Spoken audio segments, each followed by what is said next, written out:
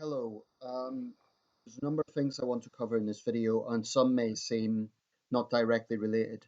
So it's going to be a bit of an umbrella video where I'm covering various subjects, but um, I think they are related insofar as truth and fake news and due process are concerned, and hopefully that will make sense by the end of the video. I'm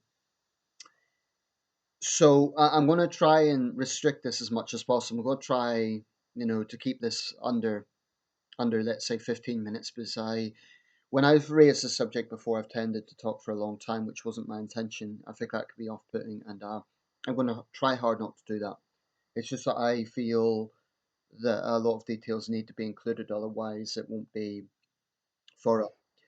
Um, so we know that 2017 was a year where the whole issue of sexual harassment allegations and worse, rape allegations had really spiraled to a point where it seemed to be a serious crisis within Hollywood in particular, but also in other walks of power such as Westminster and I imagine beyond.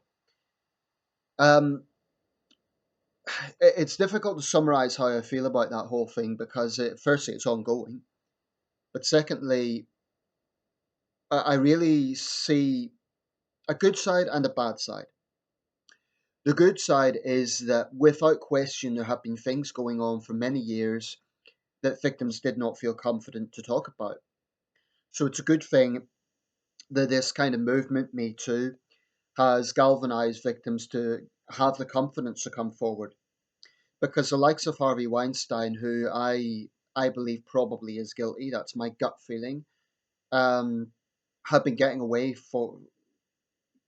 with it for far too long.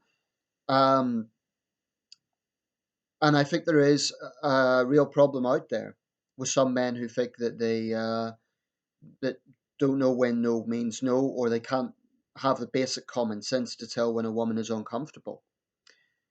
Now, that's one side of it, and that's important. But I have always been concerned, so long as this has been going on, that it is also morphing into something of a witch hunt whereby we are now taking allegations, or at least the media is taking allegations, to be one and the same as guilt. So, yes, they are still being careful in how they report things, as saying the alleged this, the alleged that. But whenever there's an editorial about this, it's written in a way that you get the impression the journalist or the writer is only using alleged because they have to for legal reasons, but they're basically saying the person is guilty because they've been accused. Now, that is something that makes me very, very uncomfortable. Asis Ansari, the left wing comedian, I don't know much about the guy. I've heard of him before. I'm not that familiar with his work. But I came across an article in the Eye, and a feminist writer was talking about how she was so disappointed in him because he had actually been virtue signaling. And insofar as he had put this lapel, I don't know if it was the Golden Globes or another big awards event, saying time's up. And he had really jumped on this bandwagon of, these guys need to be held to account for their actions and so on.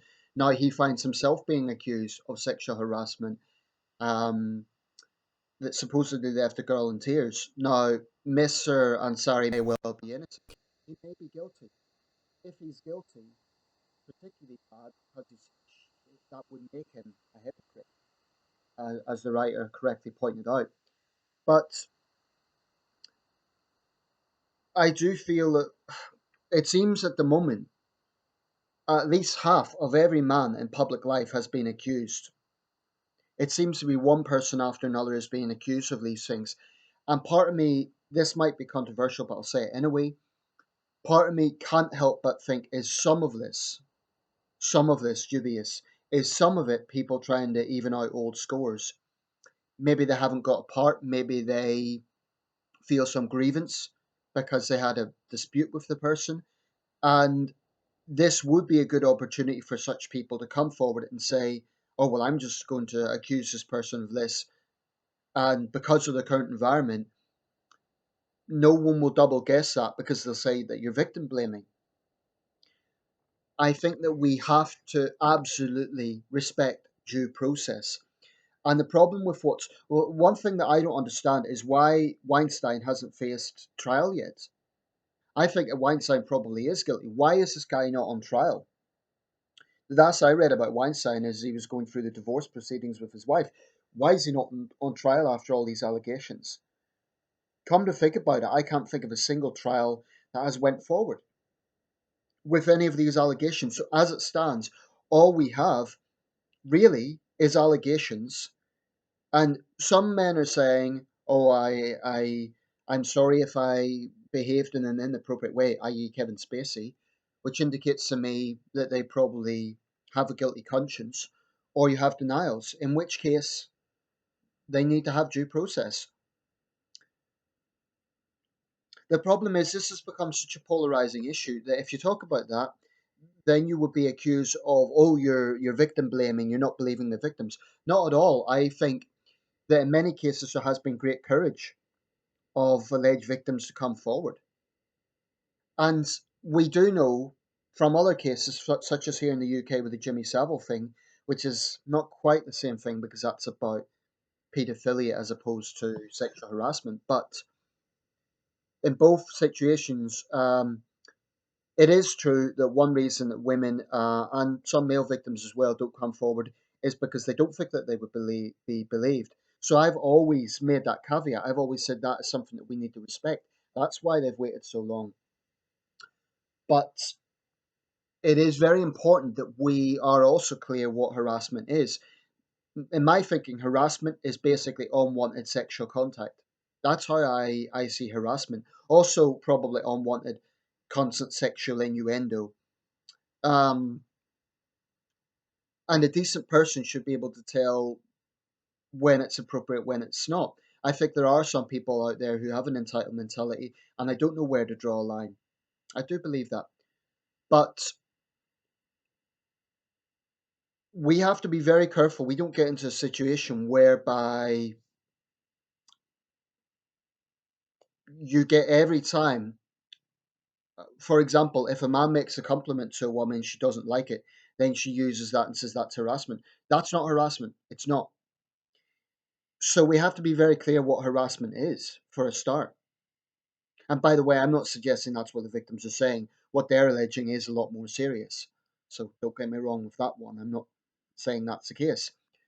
But there has to be an open discussion about this without people feeling that they can't be honest, without people feeling that. I mean, Matt Damon got in hot water because he said it's not every man in Hollywood. That's all he said. And yet he was treated like he was somehow condoning what was going on. Not at all. Feminists lined up to stick daggers into his back because all he had said was it's not everyone, which is true. It's not. And then they interpreted that as he was making excuses for it, something he wasn't. So that's the sort of hysteria I'm talking about, that someone calling for some degree of common sense is now treated as if they are condoning what can't be condoned.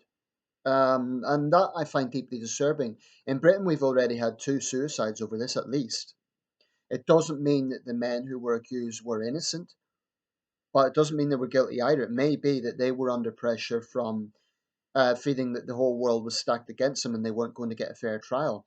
In one case, the man wasn't even allowed to know the nature of the allegations or the people who had made the allegations. Now, I said at the start of the video, oh, there was one more point I wanted to mention. Apparently, an app has been created. It was reported like it's a new thing, but I came across another source which suggests this is a few years old.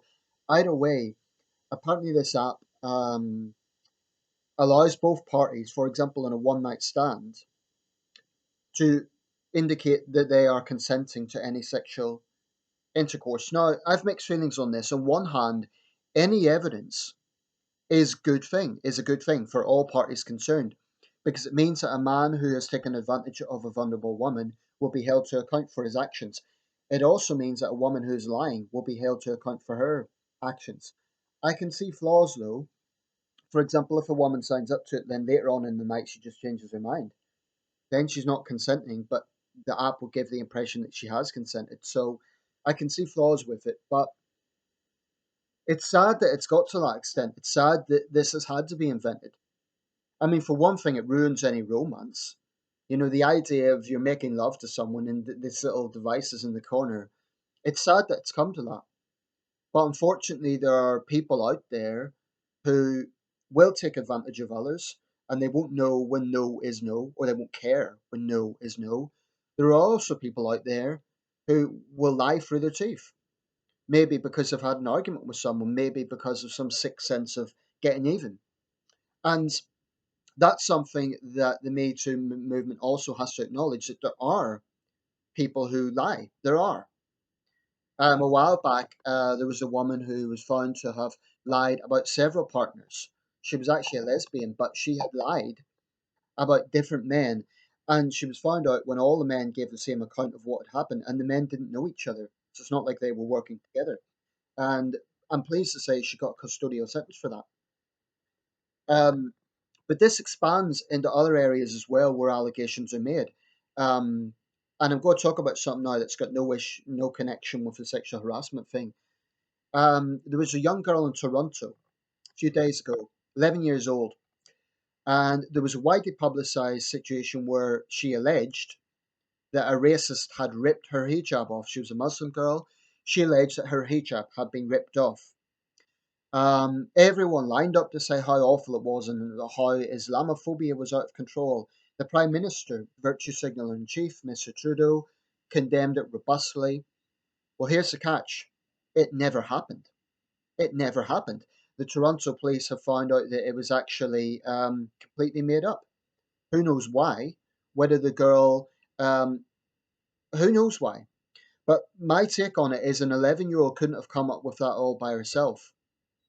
And I think that there is very likely to have been adults involved in that. And if that is shown to be the case, they need to be prosecuted for perverting the course of justice or whatever the Canadian equivalent is.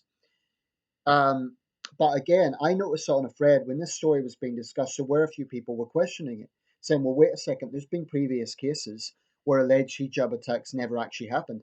Those people were immediately accused of being apologists, accused of turning a blind eye to Islamophobia, etc. Well, they were vindicated. It was made up. And the problem with something like that is it means that in situations where it really does happen, the victim is going to be less likely to be believed because the liars have, it's not just a case of a silly little girl doing something stupid. This has wasted thousands of Canadian dollars from the taxpayer. It's perverted the course of justice. A potentially innocent person could have been falsely accused. Thankfully, I don't think that happened in this case. No arrests were made. But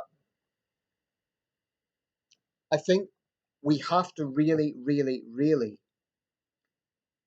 understand the importance of due process for everybody, no matter how unlikable the person is, no matter how likely they are to be guilty. Everyone, even Harvey Weinstein, needs due process. Why? Because due process helps everyone. It helps the victims to get justice. It helps the accused to get a fair trial. It is so very important. And what I find very uncomfortable is we currently have a situation where alleged is portrayed by the media as equating to guilt. Now, they don't say this person is guilty. They will say the person it's alleged. But the way they formulate their headlines is essentially, putting the person in the pillory. And I'm a strong believer in justice. So I believe when someone is facing serious allegations, the trial needs to happen as soon as possible. As soon as enough evidence is gathered, it needs to happen as soon as possible. Um, Even where there isn't evidence, there still needs to be some sense of due process taking place. Um, I mean, in the case of Weinstein, these allegations have been going on for months and months. He still hasn't faced trial. Is that because they're waiting for more claims to come forward? At some point, you have to wonder, well, is this thing all going to blow over, or is it? And I don't think it will, but there needs to be some sense of truth coming out of all of this. Um, because that's in everyone's interest. It's in everyone's interest. I also think that when judges have these cases, they need to prosecute the guilty as the law pertains. And that's why I feel very strongly about um, judges that issue lenient sentences, disproportionately lenient sentences, But put it this way, if I was accused of something, I would want to be damn sure that I am being given a fair hearing if I knew that I was innocent. And if my name was being plastered all over the press, Nathan Hayes that accused of assault, Nathan Hayes that disappoints his fans, Nathan Hayes that is this, is that, is the other, when I haven't even faced trial, that's an awful thing. And if I am guilty, then, throw me in the slammer. Put me on trial, sentence me, throw me in the slammer. But you have to, due process is so very important. And this is, whatever your ideology is, that is just common sense. Um, and it is just as important for the victim because it helps them to get justice sooner rather than later. So due process isn't just about advocating for the rights of the accused. It's actually, when you think about it, promoting the rights of the victim as well. Because the sooner due process is enacted, the sooner someone faces trial, the sooner they will get justice. Think of it that way. Okay, thank you for watching. Let me know your thoughts.